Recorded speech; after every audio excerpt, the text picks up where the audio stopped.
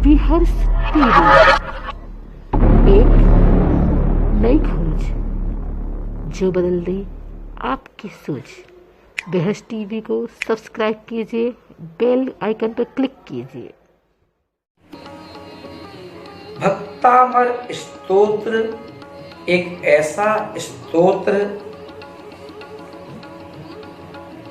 उसे हम पुण्य की दुकान भी कह सकते हैं, पुण्य का शोरूम भी कह सकते हैं। और आज के जमाने में रहने वाले व्यक्ति के लिए पुण्य के बिना सब कुछ अधूरा है। घर में क्लेश होना, घर में लड़ाई झगड़े होना,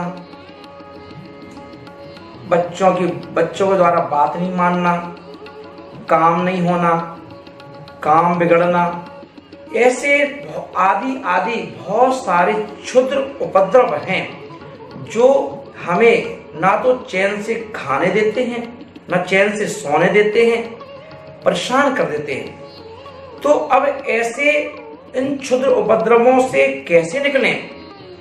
तो सीधी बात तो यह है कि पुण्य की कमी होने से ऐसा होता है। अब वो पुण्य कहाँ से लाएं?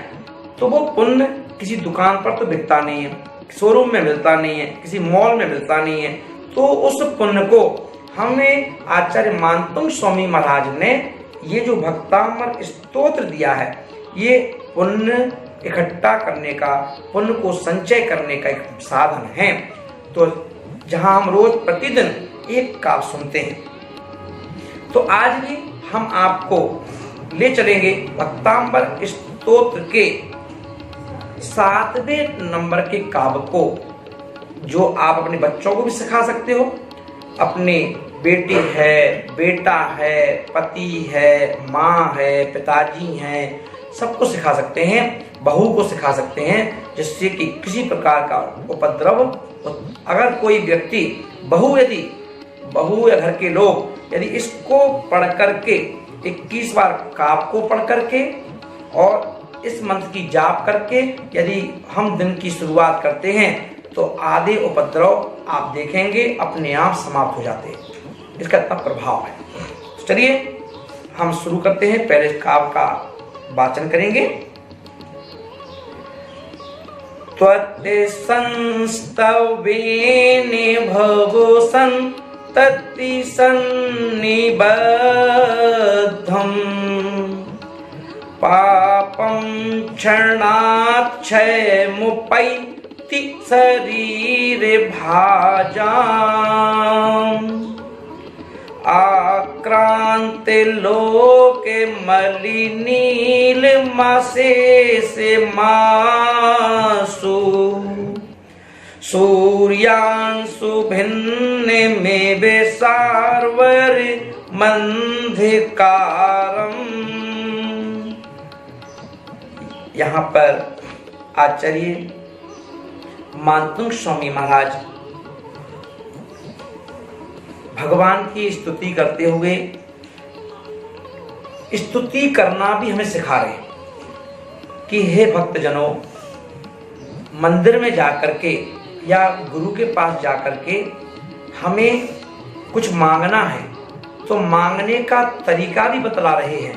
कैसे मांगें, गुरु से कैसे मांगें, प्रभु से। तो मांगने का तरीका क्या है? तो यहाँ स्तुति करते हुए बतला रहे हैं कि हे भगवान, जो व्यक्ति आपके स्तोत्र को पढ़ता है, जो व्यक्ति आपके सच्चे जो मन से स्तुवन जो है आपका ये इसे पढ़ता है, तो फिर उस व्यक्ति के जीवन में रोग शोक आदि व्याधि जो छोटे मोटे क्षुद्र लोग हैं, जैसे क्षुद्र उपद्रव हैं, ये सारे उपद्रव भागते हैं, एक क्षण में खत्म हो जाते हैं, है ना। क्यों? हमने स्तुति ऐसी भगवान की है। और क्या कहते हैं अपन? हे भगवान, जब आपकी स्तुति करने से, आपके गुणों को गाने से जन्मों जन्मों में जो हमारे द्वारा इकट्ठे किए हुए जो पाप हैं, हमारे द्वारा कोटि कोटि जन्मों में उपस्थित जो कर्म हैं, जन्म जरा मृत्यु जैसे रोग हैं, ये भी आपकी स्तुति से दूर हो जाते हैं। तो फिर जब इतनी बड़ी बड़ी चीजें दूर हो जाती हैं तो आपके दर्शन करने से क्षुद्रोपद्रव कैसे टिकेंगे? जो तो छोटे छोटे चीजें हैं, है ना, तो इसलिए ये तो वैसे ही खत्म हो जाते हैं। अरे कैसे खत्म ना हो? पूरी रात का धुत अंधेरा, पूरी रात का धुत अंधेरा सुबह सुबह सूर्य की उदय होते ही उसकी पहली किरण जब हमारे घर के चौखट पर टकराती है, उसी क्षण में घर के कमरे में जो अंधकार था वो बिना लाइट के भी जगमगा जाता है, प्रकाश हो जाता है। जहां रात को लाइट जला करके हमें चीज देखना पड़ती है ना, और वही उजाले में, सुबह दिन के उजाले में लाइटें बंद कर देते हैं, तब भी हमारे कमरों में प्रकाश रहता है, सारी चीजें हमें दिखाई देती हैं। ऐसे ही जब आपकी कृपा दृष्टि हो जाती है, आपका हम जब स्तुति पढ़ते हैं तो आपकी स्तुति पढ़ने मात्र से ही हमारे जीवन में जो क्षुद्र उपद्रव हैं वो अपने आप अंधकार की तरह भाग जाते हैं।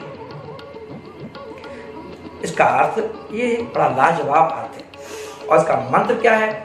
मंत्र है ओम ह्रीम अर्हम नमो बीज बुद्धिड़म झ्रौम झ्रौम नमः। ओम ह्रीम अर्हम नमो बीज बुद्धिड़म झ्रौम झ्रौम नमः। तो आप ध्यान रखें, ये बीज बुद्धिड़म का मंत्र है, जहां बीज का मतलब होता है कि आप हल्का पढ़ोगे इतना फल मिलता है। जैसे एक बीज जमीन में डालने से कितने हजारों बीजों को उत्पन्न कर देता है, ऐसे इस स्तोत्र को हे भगवान मैं दिल से स्तुति करता हूं कि मेरे जीवन के क्षुद्र उपद्रव सब समाप्त हो जाए। आपके लिए ऑल द बेस्ट। आप भी से मधुर संगीत के साथ, मधुर भावना के साथ इसका उच्चारण करें, जिससे आपके जीवन में भी सभी प्रकार के कष्ट दूर